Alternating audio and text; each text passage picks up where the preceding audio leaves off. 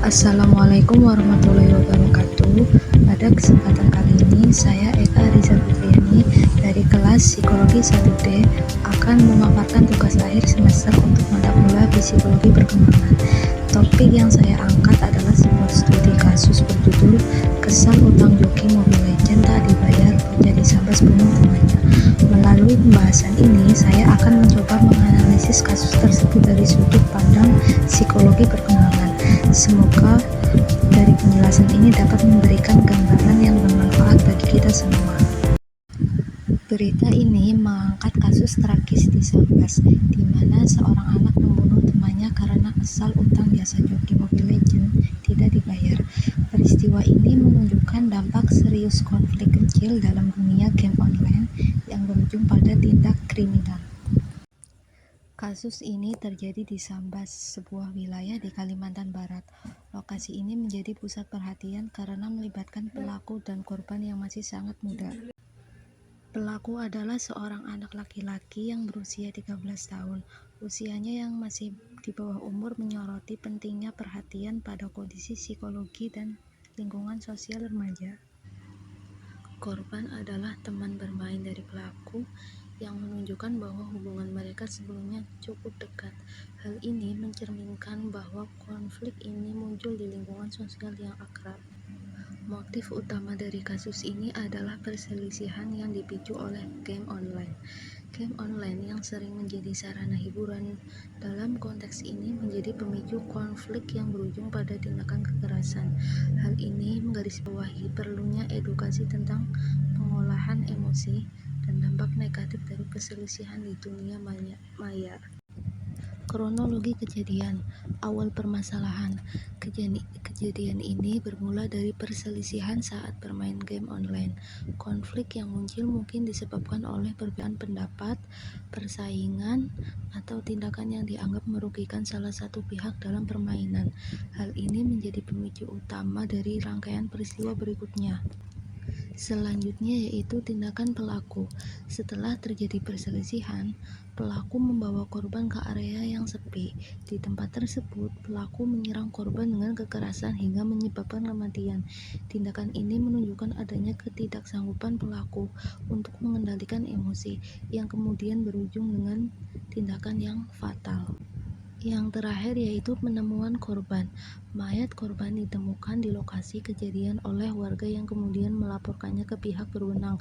Penemuan ini mengungkapkan kasus tersebut dan menjadi awal dari penyelidikan lebih lanjut oleh aparat kepolisian. Peristiwa tersebut yang pertama yaitu faktor internal, emosi dan kontrol diri rendah. Pelaku menunjukkan kesulitan dalam mengelola emosi, terutama ketika menghadapi konflik. Ketidakmampuan untuk mengendalikan perasaan marah atau frustasi menjadi salah satu penyebab utama tindakan impulsif. Pengaruh usia remaja dan impulsif. Usia 13 tahun adalah masa remaja awal, di mana individu cenderung impulsif dan seringkali bertindak tanpa memikirkan konsekuensi jangka panjang. Faktor perkembangan psikologis ini membuat mereka lebih rentan terhadap keputusan yang tidak rasional. Yang kedua yaitu faktor internal.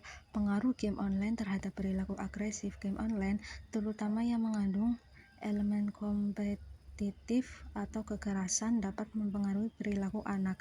Dalam beberapa kasus, game ini bisa meningkatkan agresivitas, terutama jika tidak diimbangi dengan pemahaman tentang batasan antara dunia maya dan nyata. Kurangnya pengawasan orang tua. Minimnya pengawasan dari orang tua memperbesar kemungkinan anak terlibat dalam aktivitas yang tidak terkontrol, termasuk penggunaan teknologi secara berlebihan dan penyesalan konflik dengan cara yang tidak sehat. Peran orang tua sangat penting dalam memberikan edukasi tentang perilaku sosial dan manajemen emosi. Kasus ini memiliki beberapa dampak, terutama yaitu bagi keluarga korban, trauma mendalam dan kehilangan. Keluarga korban mengalami kesedihan yang mendalam akibat kehilangan orang yang dicintai secara tragis. Perasaan duka dan trauma emosional ini dapat mempengaruhi kehidupan mereka dalam jangka panjang, baik secara psikologis maupun sosial. Yang kedua, bagi pelaku, proses hukum. Meskipun di bawah umur, pelaku harus menghadapi konsekuensi hukum sesuai dengan undang-undang yang berlaku untuk anak di bawah umur.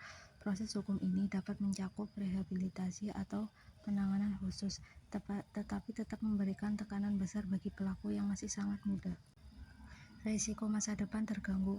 Tindakan ini berpotensi memberikan dampak negatif pada masa depan perilaku, seperti stigma sosial, sulitnya melanjutkan pendidikan, atau keterbatasan dalam peluang hidup di kemudian hari. Selanjutnya yaitu dampak bagi masyarakat. Kekhawatiran tentang dampak game online. Peristiwa ini meningkatkan perhatian masyarakat terhadap pengaruh game online, terutama dalam memicu perilaku agresif pada anak dan remaja. Hal ini menimbulkan diskusi lebih luas tentang pentingnya pengaturan dan edukasi terkait penggunaan teknologi. Peningkatan kesadaran terhadap pengawasan anak. Kasus ini menjadi peringatan bagi masyarakat, khususnya orang tua, untuk lebih memperhatikan aktivitas dan perkembangan emosi anak.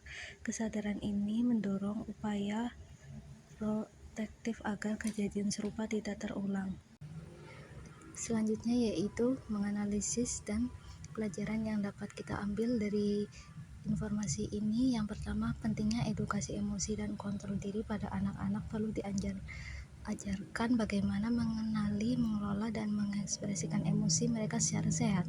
Edukasi ini bila diberikan melalui bimbingan dari orang tua, guru, atau program sekolah yang fokus pada pengembangan kecerdasan emosional. Dengan kemampuan mengelola emosi, anak dapat lebih baik menghadapi konflik tanpa berujung pada tindakan destruktif. Yang kedua yaitu peran orang tua dalam mengawasi aktivitas anak, terutama di dunia digital. Pengawasan orang tua sangat penting, terutama terhadap aktivitas anak di dunia digital seperti penggunaan game online.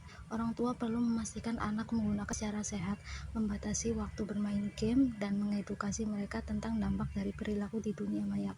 Komunikasi yang terbuka antara anak dan orang tua juga membantu mengatasi potensi masalah sejak dini.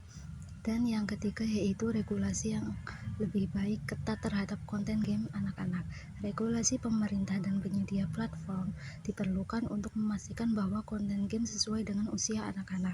Sistem klasifikasi konten yang jelas, pembatasan akses terhadap game dengan unsur kekerasan, dan kontrol orang tua melalui fitur parental lock dapat membantu mencegah dampak negatif dari game online terhadap perkembangan anak.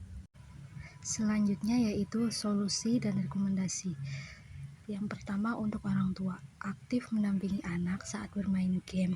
Orang tua perlu terlibat dalam aktivitas anak, termasuk saat bermain game. Dengan mendampingi orang tua dapat memantau konten game, memahami perilaku anak, dan memberikan arahan bila terjadi konflik atau perilaku negatif. Membatasi waktu bermain game online. Memberikan batasan waktu bermain game membantu anak mengelola waktu mereka dengan lebih baik, sehingga tidak terlalu terpengaruh oleh dunia digital. Hal ini juga memberikan ruang bagi anak untuk beraktivitas lain yang mendukung perkembangan sosial dan emosional. Yang kedua, untuk sekolah, pendidikan karakter dan manajemen emosi. Sekolah dapat menjadi tempat yang strategis untuk memberikan pendidikan karakter yang berfokus pada nilai-nilai moral, pengendalian emosi, dan penyelesaian konflik secara sehat. Program seperti counseling, diskusi kelompok, atau pelatihan manajemen stres bisa menjadi bagian dari kurikulum. Yang ketiga yaitu untuk pemerintah, regulasi konten game online dan pengawasan usia pengguna. Pemerintah perlu menetapkan regulasi yang lebih tegas terhadap konten game, termasuk memastikan bahwa game yang beredar sesuai dengan klasifikasi usia. Selain itu, platform game harus diawasi untuk memastikan mereka memberlakukan kebijakan ketat terkait akses anak-anak terhadap game dengan unsur kekerasan atau kompetisi yang berlebihan. Nah, kesimpulan dari kasus ini menjadi peringatan akan pentingnya perhatian terhadap perkembangan anak. Kolaborasi antara keluarga, sekolah, dan pemerintah sangat diperlukan untuk mencegah kejadian serupa. Cukup sekian dan terima kasih.